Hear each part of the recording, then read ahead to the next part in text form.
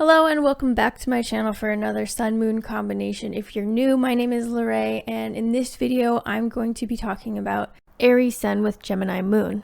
I'm going to start off the video by talking about what a typical Aries Sun is like, and then I'm going to get into the moon placement and then talk about how the moon and sun probably interact and how it affects certain things. So if there's certain things about the sun description that don't quite make sense or don't quite resonate, then hang around till I talk about the moon placement and the combination, and then it will probably tie together quite nicely and make a lot of sense.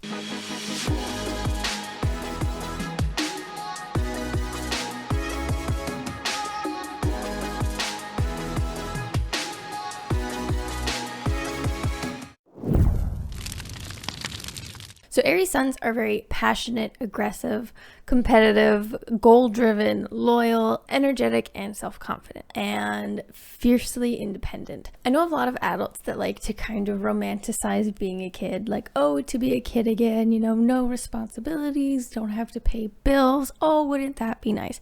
And I am like, hell nah, hell no. Like, I don't know about others, this is my personal experience, but as a kid, like, I don't miss being a kid at all. I much prefer being an adult, even if it means I have more responsibilities and bills. I much prefer having my own independence. So, like I mentioned, Aries love their independence, and because of this, they hate being told what to do, and I think most Aries don't enjoy having a boss, or at the very least, they don't enjoy not having any kind of autonomy or leadership position at work. So if you're an Aries or you know someone that's an Aries, they're probably far happier either starting their own business or being in some kind of leadership position at work, whether that's a supervisor, manager, or the CEO, or at the very least having a job where they have some form of autonomy with their work. Aries Suns are also quite impulsive, and they kind of tend to not think through decisions a lot. They're more spontaneous, you know. They want to just, when they get an idea and they're excited about it, they just want to do adventures and they want to do stuff. They're more about action, and so they don't really think through all of the possibilities and do a lot of planning. So, and they're also not risk averse. So Aries, yeah, they don't really plan stuff or think things through a lot before jumping in head first. Now, nothing lights Aries up more than the pursuit of a goal that they're really passionate about. Like I mentioned, they're very goal-driven, and Aries are really good at starting projects, but they're not so good at finishing them. Aries has shiny object syndrome because they're so passionate and they're so excited about the start of something new. Then once they get to like the work and the in-between, and the passion wears off, and then they'll usually abandon it for some newer, more exciting goal that they're passionate about. So Aries are very good at starting, they're not very good at finishing. And Aries have very like fluctuating energy. It's because it's so much energy and so much passion like at the beginning that it's not sustainable to continue that level of energy or passion, and as a result they usually fizzle out or even burn out. And so Aries are not known for their slow, methodical, perseverant pace with things. That's definitely more of an earth sign thing. You know, they say that life is a marathon, but for Aries it's a series of sprints. So I find actually Aries can sometimes have a hard time like with being tired or burnt out all of the time, because many of us don't know how to like save energy for later and don't know how to like slow down before we get to the point where we burn out. Aries hate being controlled, and spite is definitely a powerful motivator for them. Now, Aries tell it like it is. Aries don't really beat around the bush. They cannot handle any backhanded, passive-aggressive, or fakeness from people. That's the kind of thing that really makes Aries blood boil, and sometimes they can be considered to be an asshole because Aries are just very, very blunt, and they're very to the point, and they just don't understand like why you have to be like manipulative or like beat around the bush or all those backhanded things. Like if you have something bad to say it to my face. Be upfront about it. Now, Aries are very impatient, like I mentioned, and this is also the case when it comes to things like their temper. I find Aries Aries are probably the quickest to anger of all of the 12 signs, but they also get over it really quickly. So like I mentioned, it's so much energy and passion at the beginning, and then it fizzles out like a lot quicker than some of the other signs. Now, Aries are aggressive, like I said at the beginning, and this is true. It's not always a bad thing. What I mean is that Aries are very aggressive about everything. They love aggressively, they get angry aggressively, they approach projects and ideas aggressively. They get excited and they're very aggressive about how they express their passion. Now, Aries will stick up for and defend their loved ones no matter what. Like I mentioned, they're really loyal and very passionate. And I find usually if an Aries is getting angry, a lot of the time it could be because they're defending someone that they care about. Aries also really want to see their loved ones succeed. Aries are just passionate about so many things, and they're passionate about doing what they want to do and living their life how they please, because they're the first sign of the zodiac, so they are a more selfish sign. And this isn't always a bad thing, but they are the more selfish sign in that they put themselves first. And so that can be a good thing. It can also be a bad thing depending on how healthy this person is and how evolved or unevolved they are. Now, if they're healthy, I find because they put themselves first, they're much more inclined to then be able to do that for other people. They bring that passion and that vitality to the people they care about, and as a result, I find Aries can be some of like the best cheerleaders because they want to see the people around them be as passionate and excited about life and wants to push people to be the best they can be. Aries also, I think, are known for aggressive pep talks. So my partner has been the subject of many of those. And it's because we care and we also love giving advice. Now, Aries aren't the best at dealing with other people's emotions. Now, this does depend on the moon placement as well as other factors, but for the most part, Aries in and of itself, we are not the best at dealing with people's emotions. And that's not to say that we don't care, quite the contrary actually, but Aries, like when someone we care about comes to us to talk about a problem in their life or something that's making them upset, our knee-jerk reaction is to fix it. What can I do to fix it? We'll give advice because we think it's how we think that if something is making you upset or something is a problem, it needs to be fixed so it won't make you feel this way anymore. And it's kind of a learning curve for Aries. It definitely was for myself that sometimes when people come to you with a problem and they're talking to you about something, sometimes they just want to talk. They don't need you to fix it. They don't want your advice, even if we think they need it. Sometimes they just want to talk. And so that can be a challenging part for Aries because that's just not how we're wired. We're wired on like, let's fix this. I'll go beat up this person, like give you an aggressive pep talk. I'll give you lots of advice that you don't want. Let's make it better. So even if they're not best at dealing with the emotions or listening and just being there to console you, Aries do care. But Aries do not have a tolerance for people that just sit around and wallow and feel sorry for themselves and for a long period of time and just don't try. And they have no patience or sympathy for people who ask for advice, go against that advice, and then come back and complain about the consequences and feeling sorry for themselves. Because when we love someone, when we care about someone, us Aries, we love pushing people to be the best that they can be.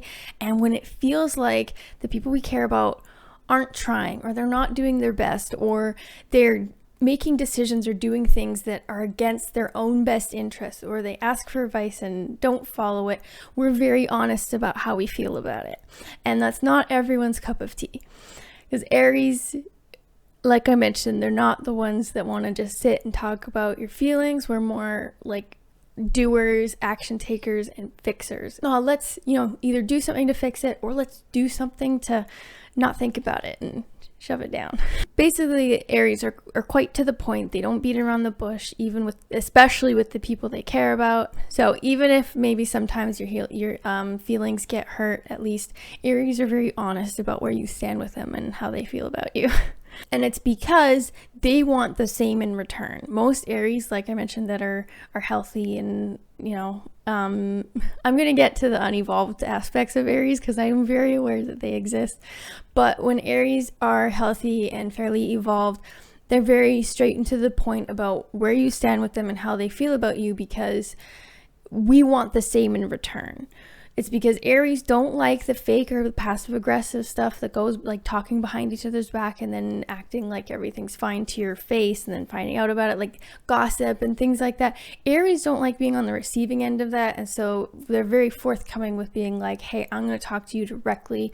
They're not super conflict averse. That's a big thing with Aries, is they don't really shy away from conflict, especially with loved ones, because they're just, let's get it out in the open. Let's talk about it. Like, Aries are very to the point. And so they appreciate when other people are very to the point with them. So now, some of the downsides of Aries. So like you've probably picked up now, Aries are very passionate, energetic individuals. And now we get to kind of the problems that can arise from Aries. And that is, if that passionate energy does not have a proper outlet, ideally either something physical or competitive. Aries are very competitive. So if it does not have some kind of healthy outlet, it builds up, and that's what leads to the Aries stereotypes of being an asshole or hot-headed or very short-tempered, where they fly off the handle, and just because they're unable to control all of this energy and these feelings that, and this passion that has like bottled up, that they don't have an outlet for. And so I find it's not uncommon for Aries to need some form of anger management. Now, for the most part, though, Aries are very passionate individuals who are fiercely independent, and when they care about someone, they have a very direct way of showing it, and they like to push people to be the best they can be, and sometimes it doesn't come across how we mean it to. I'm recording this on a different day because I had my birthday on the 18th, and if you noticed, I got a new chair thanks to my girlfriend. So quickly, before I get to the moon placement, I wanted to let you know about the new Facebook group that I am starting called the Astrology Club. It's going to be really awesome. I'm going to be putting free training in there quite often. I also really want to be making transit videos in there using people's actual birth chart. So if you would like to join the Facebook group, the link in the description. I would really love if you join, talking all about astrology. I'm also on Subscribestar now, so if you would like to support this channel financially and help me make even more content and get access to exclusive content, then a link will be in the description. Let's get back to the moon placement.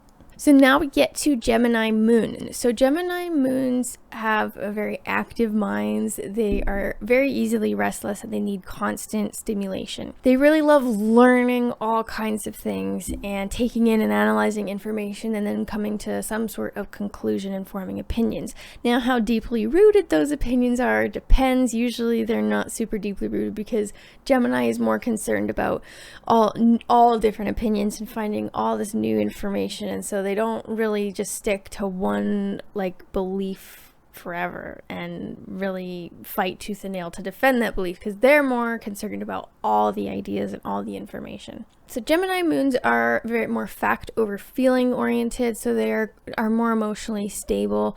They're not the kind to really fly off the handle. They have a really good sense of humor, but they're very high strung.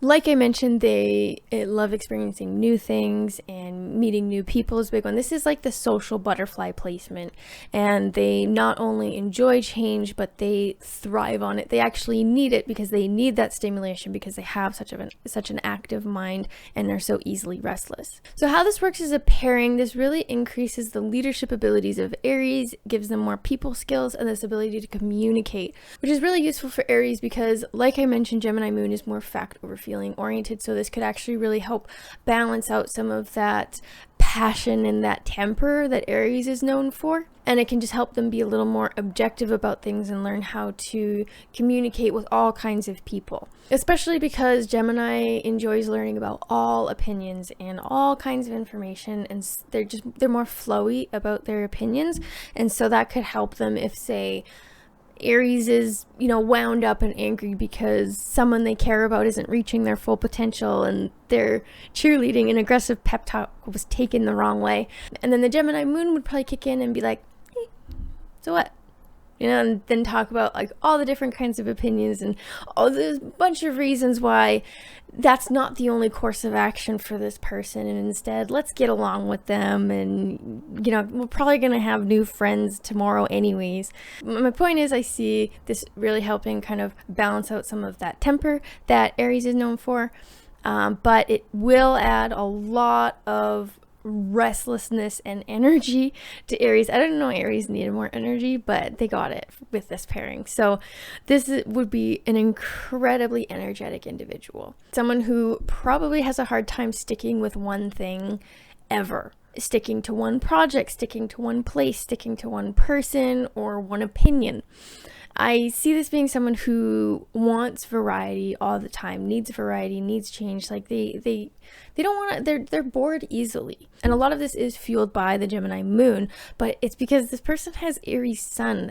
Aries is a sign that is always down for adventure. So the Gemini Moon will come up with the ideas, and then the Aries is like, fuck yeah, let's do that. That'd be awesome. And so Gemini, in a sense, is kind of, I see being like the fan to the flame for Aries, and this just being one ball of energetic adventure who just talks a mile a minute and is just so pumped about everything, but who cannot for the life of them stick with one thing ever.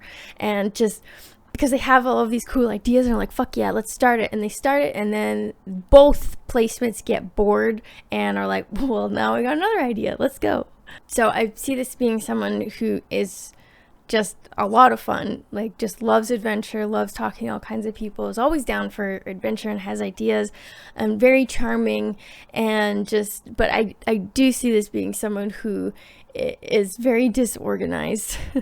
And the downsides of the Gemini Moon is that they could be potentially superficial because they're all about new. They're not really forming those deep connections, and they could also, they're not really upholding a belief like for themselves as much as just learning all the different kinds of information. And then there's like the stereotype that Gemini is two-faced. I feel like that's less likely to happen because they have the Aries Sun, and Aries is quite direct.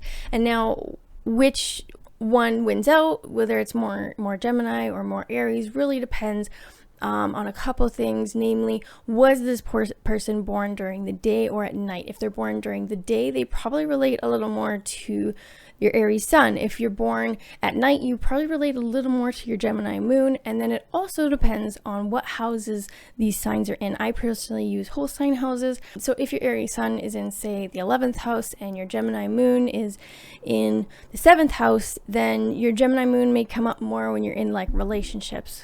Good Lord. But then your Aries probably comes out a little more when you're in a group of people, a group of friends or coworkers, colleagues, whatever. Friends and alliances and groups, that sort of thing. That would be maybe more where your Aries comes out. And then your Gemini Moon comes out in 7th house topics. So what houses these are in does kind of have an effect on how this is expressed, as well as whether you're born during the day or at night. That's all for today's video. Thank you so much for watching. If you like this video, please consider giving it a like and subscribing to my channel. I'm almost able to get my channel monetized, and so I would really appreciate the subscribes as well as the watch time. So if there is content that you would like me to make, please comment below and let me know, and I will do my best to make it. And if you want to join the Astrology Club, a link will be in the description. I hope to see you there. That's all for now. Take care.